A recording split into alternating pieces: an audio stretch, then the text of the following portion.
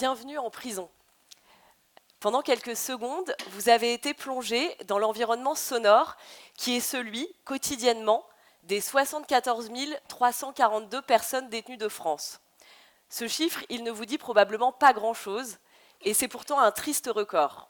Jamais la population carcérale n'aura été aussi importante en France. Vous avez dû remarquer ces étranges bandes blanches que nous avons mis au sol. 9 mètres carrés, c'est la taille d'une cellule de prison, généralement partagée en maison d'arrêt par 2 à 3 personnes. 4 mètres carrés, c'est l'espace qui est réellement disponible, une fois qu'on a déduit l'emprise des meubles. À titre de comparaison, la loi impose en France qu'un enclos dans un chenil pour chien fasse au moins 5 mètres carrés. Je m'appelle Marion Moulin, je suis déléguée générale de l'association Possible, et la prison, c'est le sujet dont j'ai choisi de vous parler ce soir, car j'y ai passé 4 ans à la maison d'arrêt de Fleury-Mérogis. Pendant 4 ans, j'ai accompagné des personnes détenues dans leur démarche d'insertion. J'ai pu voir ce qu'est aujourd'hui la réalité de l'enfermement en France. Et dans cette expérience, il y a 2 choses qui m'ont profondément marquée. La première, c'est le caractère tout à fait ordinaire des personnes que j'y ai rencontrées.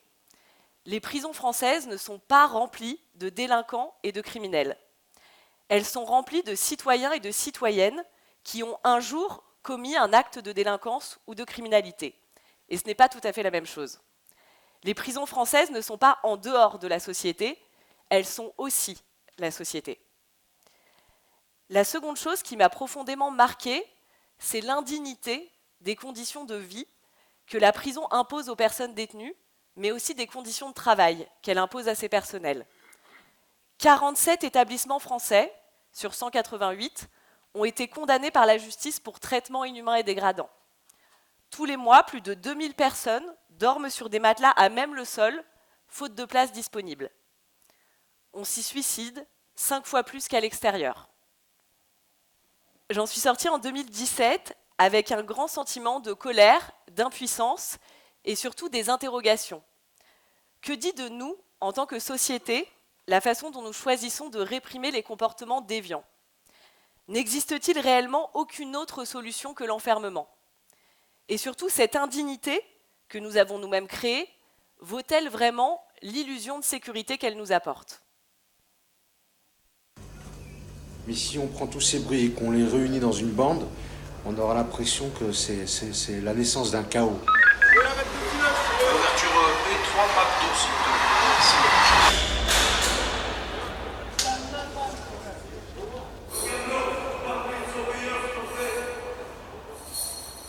Tous ces sommes de bruit, c'est une somme d'une certaine douleur qui s'exprime par le fait qu'on soit en prison. Et Je suis pas le surveillant d'étage, je suis avec un autre groupe, le surveillant d'étage il est pas là, il faut attendre, d'accord? Il est temps de regarder en face la réalité de nos prisons, qui sont volontairement placées bien loin de nos regards. La prison ne fonctionne pas. Elle ne fonctionne tout simplement pas. Dans son état actuel, elle produit même l'inverse des objectifs qui lui sont assignés. La prison produit de la récidive plutôt que de l'inclusion. 63% des personnes qui sont condamnées le seront à nouveau dans les 5 ans qui suivent leur libération. La prison appauvrit plus encore des personnes qui étaient déjà, pour 60% d'entre elles, en situation de grande pauvreté avant leur incarcération. Car oui, la prison est aussi une peine sociale. Nous ne sommes pas égaux et égales face à la prison. Elle est le reflet des inégalités de notre société et aussi le dernier maillon d'une chaîne qui est marquée par l'insuffisance, voire l'échec d'autres politiques publiques, celle de la prise en charge de la toxicomanie, des troubles de la santé mentale ou encore de l'aide sociale à l'enfance. Et malheureusement, la justice n'est pas non plus satisfaisante pour les victimes, c'est ce que déclarent 69% d'entre elles. Alors face à tout ça, que nous dit le débat politique? Il nous dit généralement « construisons plus de places de prison ». Pourtant, les chiffres ont la dent dure. Au cours des 15 dernières années, plus on construit, plus on remplit. On parlait tout à l'heure d'1 milliard d'euros pour l'ESS. 5 milliards d'euros, c'est le cap que va dépasser la dette générée par la construction de ces nouvelles places. Et pour quel résultat? Les nouvelles places de prison n'ont jamais permis de réduire la surpopulation carcérale. Parce que les raisons de cette surpopulation, elles sont à chercher dans les politiques pénales que nous choisissons. Nous incarcérons de plus en plus et de plus en plus longtemps. Dans les années 80, on comptait 60 personnes détenues pour 100 000 habitants. On en compte plus de 105 aujourd'hui. C'est l'un des chiffres les plus élevés parmi les pays européens. Alors très spontanément, on pourrait se dire s'il y a plus de monde en prison, c'est forcément qu'il y a plus de délinquance. Ce n'est pas le cas non plus. Les recherches démontrent que les chiffres de la délinquance et de la criminalité sont globalement stables. Ils évoluent peu au cours des dernières années. Nous choisissons de pénaliser de plus en plus de comportements. Ces 11 dernières années, nous avons créé 3600 nouvelles infractions, 327 par an, près d'une par jour. Cette inflation législative, elle touche aujourd'hui ses limites.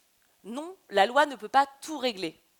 La réponse doit sans doute être, et même avant tout, de nature sociale. Ce qui manque par contre, c'est on n'entend plus les oiseaux, on n'entend plus... Il y a plein de choses qui manquent. Hein. Mais non, franchement, on me met en boucle une voiture à l'arrêt en train de tourner, je suis content.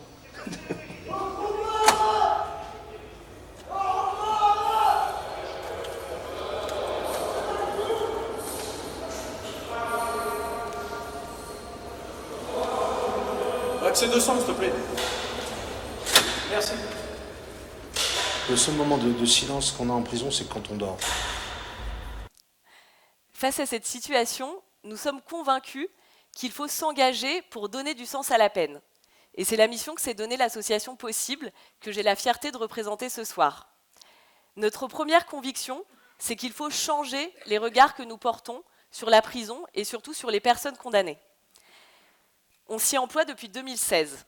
Nous avons mené plus de 300 actions qui ont permis de sensibiliser à la justice pénale près de 5000 personnes. Notre seconde conviction, c'est qu'il faut favoriser l'engagement de la société civile autour de cette cause. Nous sommes convaincus que la société civile a un rôle clé à jouer pour accompagner le processus de sortie de délinquance. La majorité des personnes détenues savent que leur réinsertion sera un parcours du combattant, que la prison est un stigmate qu'il faudra porter pendant des années. Mais dans ces conditions, comment imaginer qu'un changement de vie soit possible ? Pour se réinsérer, il faut avoir la conviction que l'on peut sortir de la marge. Pour se réinsérer, encore faut-il que la société soit prête à vous faire une place. Accueillons-les dans nos entreprises et dans nos associations. Ouvrons-leur les portes de milieux différents. Portons sur elles un autre regard. Montrons-leur que nous voyons en elles autre chose qu'un délinquant ou qu'un criminel. Ne tombons pas dans la facilité en réduisant simplement les personnes aux actes qu'elles ont commis. C'est le message qu'on avait envie de vous partager ce soir. Aujourd'hui, on n'a pas le luxe de l'utopie. Si je suis convaincue qu'une autre justice pénale est possible, c'est parce que dans ce panorama très sombre que je vous ai dressé, il y a à mon sens une très bonne nouvelle, les solutions existent déjà. Il y a déjà partout dans le monde des initiatives qui proposent de sanctionner sans enfermer, qui ont imaginé des sanctions plus intelligentes, plus efficaces en matière de lutte contre la délinquance et la récidive. Et ces porteurs de projets qui inventent au quotidien des solutions pour la justice pénale de demain, nous avons la chance de partager la route d'un certain nombre d'entre eux. Coralie, par exemple, qui avec e-Cycle a créé un chantier d'insertion sur la mécanique cycle à la maison centrale de l'île de Ré, ou encore Brieux, qui avec le projet Code Phoenix accompagne des détenus vers le nouveau métier de développeur web, ou bien Guillemette, qui forme détenus et surveillants à la communication non violente. Ces initiatives, nous en avons accompagné 36 depuis 2019 au travers du programme Actis.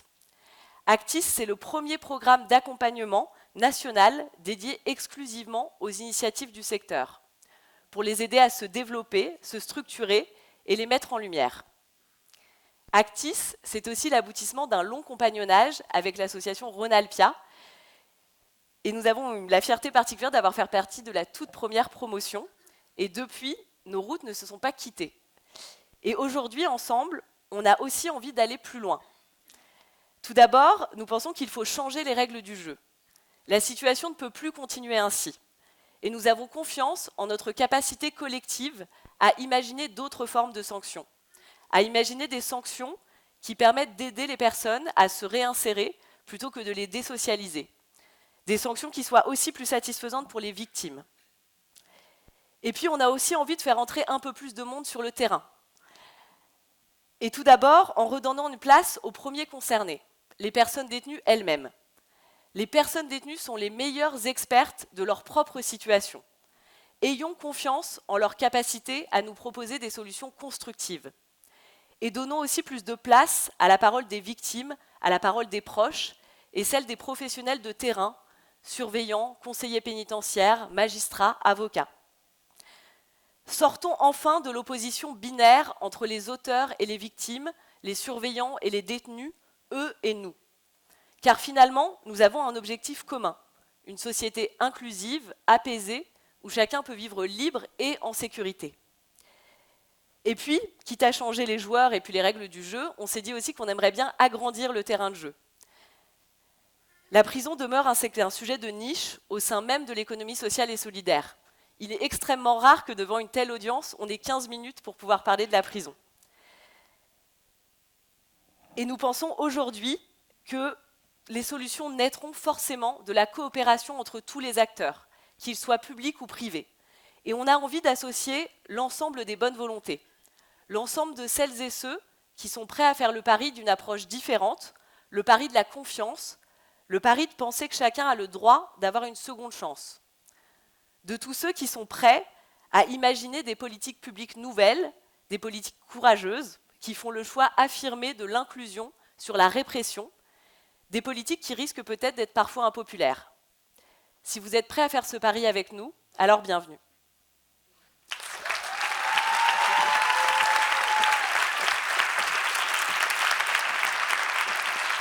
Boom.